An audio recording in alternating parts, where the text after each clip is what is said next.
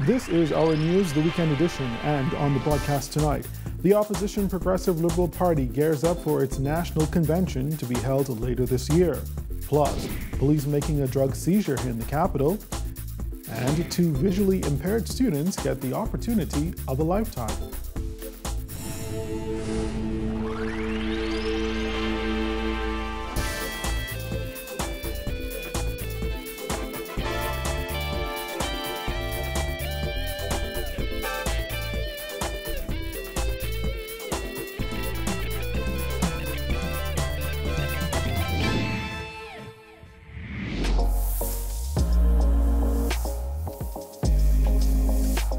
Our news is brought to you by Alive. Good evening, I'm Andrew Knowles, and thanks so much for joining us. Topping the news, with the Progressive Liberal Party's special convention over, the party is now focused on its national convention that is slated for October. Party Chairman Fred Mitchell says the party will deal with a number of matters, including elections and constitutional changes. Our Jasmine Brown reports. In just over 2 months, the Progressive Liberal Party will hold its national convention. Mitchell says while an exact date has not been set, the matters that will be addressed are confirmed. The PLP chairman says, as is customary, there will be elections of new party officers. The elections have to take place because all offices become vacant every year. That's not changed, and that won't change. I don't envisage that changing. The annual convention will be the fulfillment of a promise set by the current leadership team of the party after the years-long lapses in the past. According to the PLP's convention, there shall be a general meeting of the party every year in the month of either October or November, or is as otherwise determined by the National General Council. The PLP held a convention last October. The party also held a convention in January 2017, months before the May 10th general election. The last convention before that was in 2009. There will be the full gamut, in my view, of all the things, the policies that we're thinking about, the cultural aspects, because that's got to be a key thing to our going forward. So all of those things will be on display. The National Convention follows the party's special one-day convention that was held last weekend. The convention dealt with proposed changes to the party's constitution. In November 2017, PLP leader Philip Brave Davis insisted changes at a constitutional level within the party will serve the PLP well in realigning itself with its core objectives and values. Davis also said one of the primary purposes of the constitutional review exercise is to become more inclusive and be more responsive to the electorate. Mitchell says the party is looking to ratify some of those proposed changes to the Constitution. What's going to happen now is that the drafting people have to go away and take into account all of the things that were said. And, you should have a professional draftsman look at this anyway to make sure that things line up the way they're supposed to do. And once that's all done, then it goes to NGC and to the Leadership Council. They make a recommendation to the convention, and that should be it. Reporting for our news, I'm Jasmine Brown. All right, thanks a lot, Jasmine. From the crime beat tonight, one man spent the night behind bars after he was found in possession of a quantity of suspected marijuana. Police conducted a search of a home on Mosquito Drive yesterday shortly after 3 p.m. That's when officers recovered two 5-gallon buckets containing 25 packages of suspected marijuana. The weight of the drugs was 18 pounds with an estimated street value of $18,000. Now, the adult male resident is expected to be formally charged in the magistrate's court sometime this week. Meantime, over in Grand Bahama, one man is fighting for his life in hospital after he was shot last night.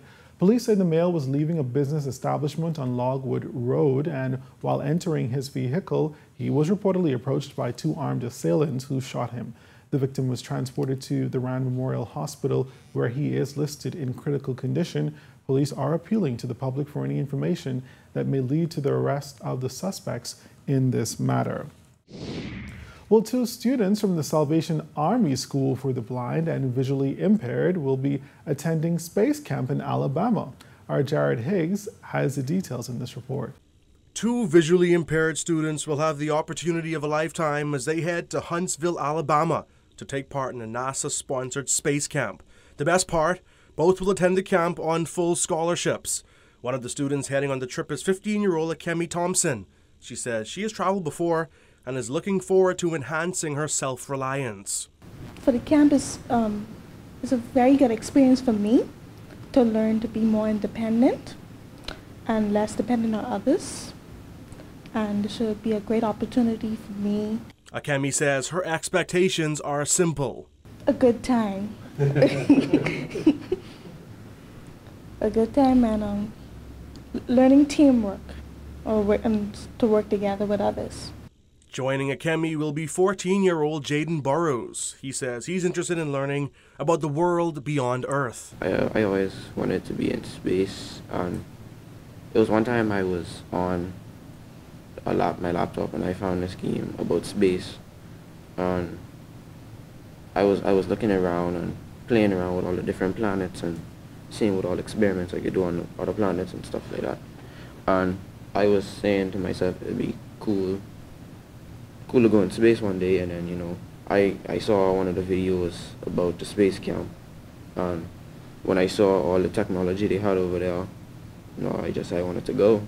The students will be chaperoned by Rakia Pratt. She attended the Salvation Army School for the Visually Impaired and Blind, and she can't wait to lead the group in Alabama. I'm looking forward to showing them basically how to navigate and how to further develop the independence, like Cami said. I'm looking forward to establishing new relationships over there and the good food.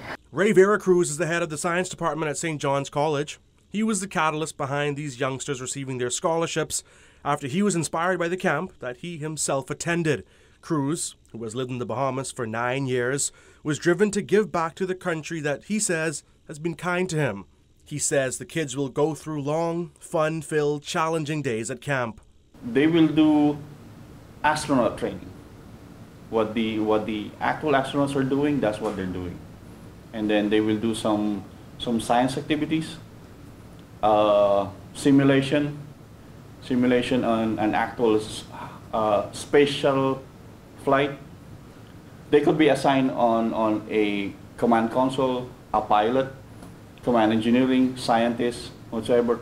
When I was there, my assignment was a scientist, an engineer, that making sure that the space shuttle doesn't explode. Often, of course, people that are blind and visually impaired don't get to travel too much.